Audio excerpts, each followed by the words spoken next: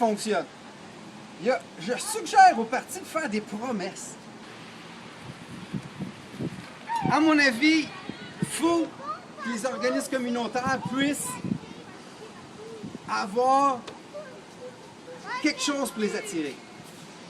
J'ai ciblé 2 organismes communautaires, un organisme en environnement, puis un organisme qui fait la défense de droits pour les locataires. Pour pouvoir les attirer, il faut avoir de quoi leur offrir. Fait que ce que je propose au parti, c'est d'annoncer publiquement à l'Association des locataires de Sherbrooke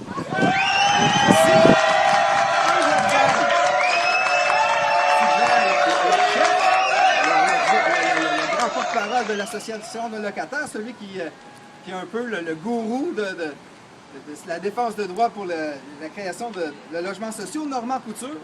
Si Normand Couture nous approche, je dis publiquement pour ce parti-là, qui soit dit en passant, je me retrouve à être le chef intérimaire de ce parti-là. Pendant le moment quand je parle. Normand Couture, je fais cette promesse-là solennelle que s'il rejoint le parti, on va honorer une vieille revendication de l'association de locataires, c'est-à-dire un financement adéquat pour la mission que les autres ils se donnent. Surtout qu'on va leur donner une nouvelle mission.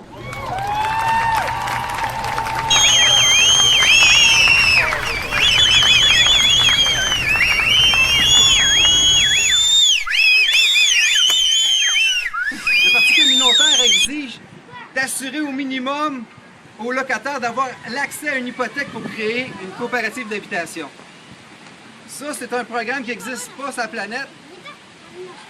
Il y a notre conseiller Serge Paquin qui a inventé quelque chose de semblable, mais c'est pour avoir des condos au centre-ville. Eux autres, ils suggèrent de payer la mise de fonds.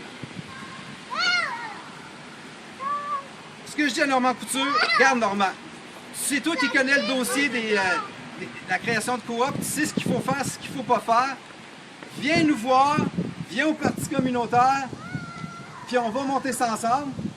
Puis je promets que l'association de locataires va avoir cette fameuse revendication-là, c'est-à-dire un financement de 1 $ par habitant pour l'association de locataires. On parle de 155 000 $ qui rejoignent l'association de locataires.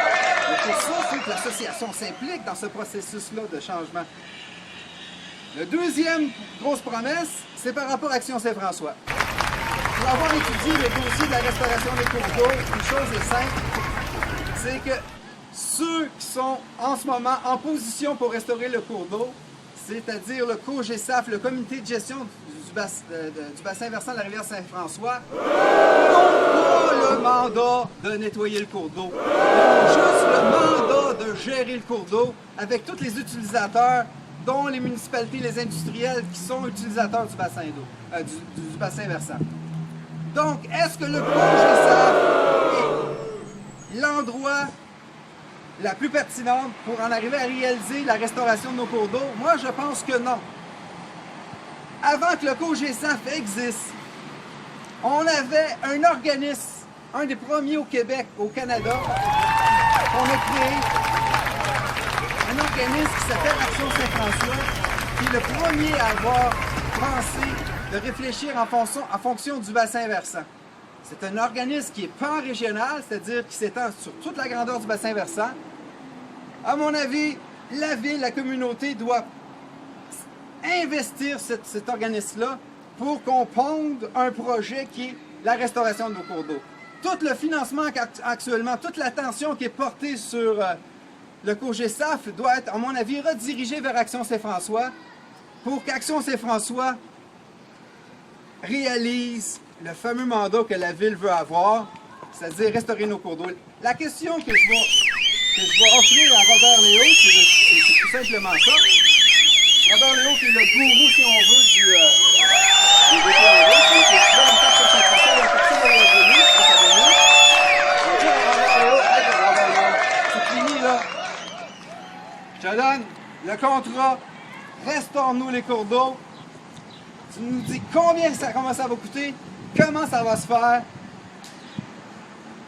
Et après ça, on va convaincre les électeurs pour embarquer dans le grand projet. Il faut savoir quoi faire, combien ça coûte, puis après ça, on l'embarque.